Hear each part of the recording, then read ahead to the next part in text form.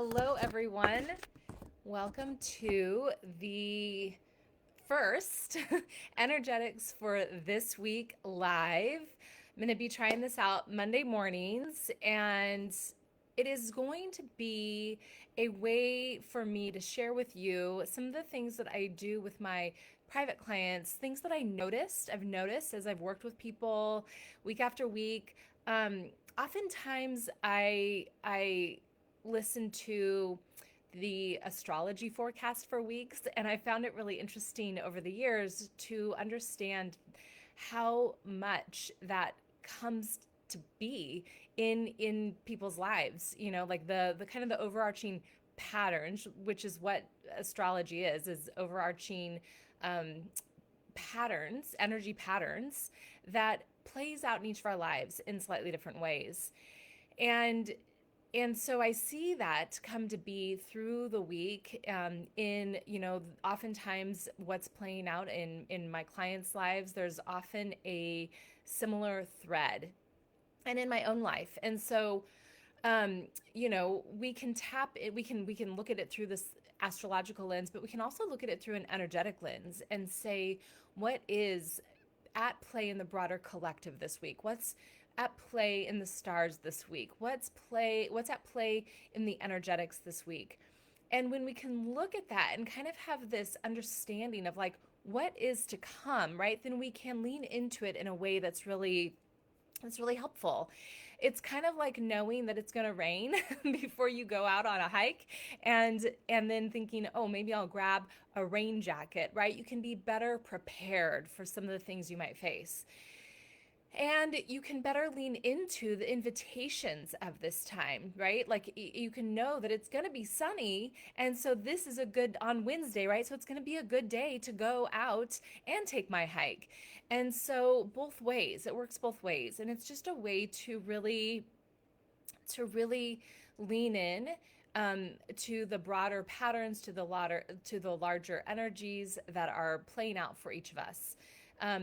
In these individual ways, of course, but in ways that we can all explore and just, have, if we have more of an understanding of them, we can explore them in our own individual way with more conscious intention. So, three things that are really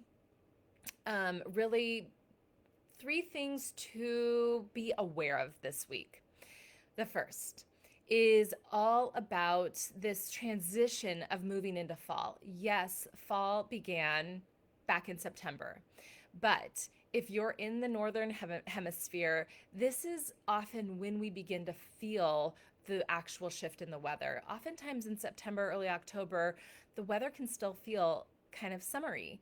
And so this is, when things start to really cool down, when we start to notice the length of the days shortening. We start to feel that chill in the air, want to layer up, and we can really take this as an invitation to make some cozy space for ourselves.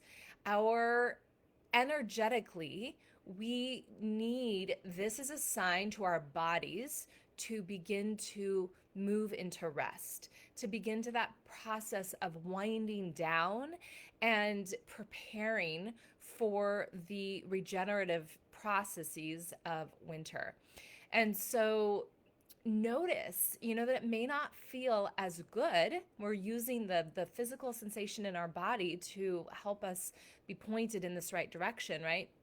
It may not feel as good to get up as early. It may not feel as good to, um, for example, like for me, I would go outside every single morning at 6 a.m. or before and do a practice of some kind, whether it be yoga or meditation or just some kind of movement.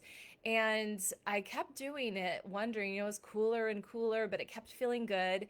And then one morning it was like, nope, this morning I need to go in and I need to light my candle and put my yoga mat out in the living room and take my morning light in through the windows. I do still try to go outside if I can, but it was it was a moment where I recognized, oh, this is not something I want any longer, and now it's time to go within. And what can we do to support that for our bodies, to help it feel cozy? Snuggling up, creating some quiet time to read, to light the candles, to maybe put on some cozy socks. Right, there are things we can do to really support what our bodies begin to yearn for in beginning to move into that space of rest. And and this is another question you can present for yourself around that is, do I want stillness or movement right now? Oftentimes we move a little bit more in the spring and in the summer, and then we start to get called toward more stillness. And so it's a good, of course, we still need to move in the winter and in the fall, but we can ask ourselves, am I called toward stillness or movement right now? And listen to that. Okay, the second thing I want to talk about for this week is that veil, the veil that is thin. We hear about this, especially when it comes to the holidays around this time, like Dia de los Muertos, Samhain, Halloween. This is a time where the veil is thin. They say the veil is thin. The veil is thin between dimensions, between the realm we sit within and other realms where other beings are. And largely, we can think of that in terms of like spirits, our ancestors. And there's a reason that this same thing has called so many events into being, so many holidays into being at this time of the year, because there is this energetic pattern that has been recognized by so many across time and culture. And so there's a reason for that, right? And so we can lean into that.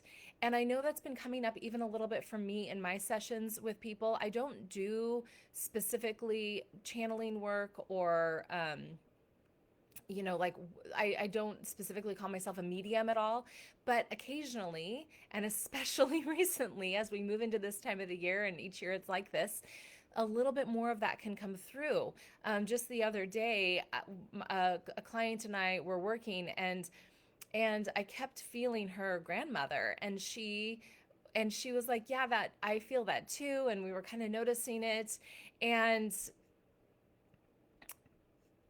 then she actually got back to me and said, I reached out because I didn't know my grandmother. She passed before she was born. And that day that we were working, she didn't know it, but it happened to be the anniversary of her grandmother's death. And we could just feel her. And so, however it comes through, whatever, sometimes we don't even need to make sense of it. Sometimes you can just feel what's there. But this time of the year, that happens a little bit more in my work anyway.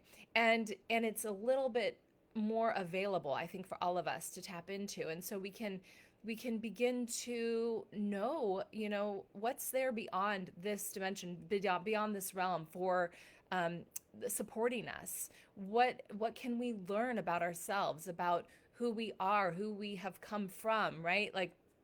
And there's so much there. There's so much to be said about that. But for the purpose of this video, how can you open to what is there for you? And for a lot of us, this is kind of new territory. I know there's so many of us that have been leaning into this and practicing this and aware of this and working with things like this for a long time. But if this is new to you, it can feel a little woo-woo. It can feel a little bit, like what are you talking about? How would I even go about doing that? And so if that's you, if it's not you, then you probably have your ways of working with this.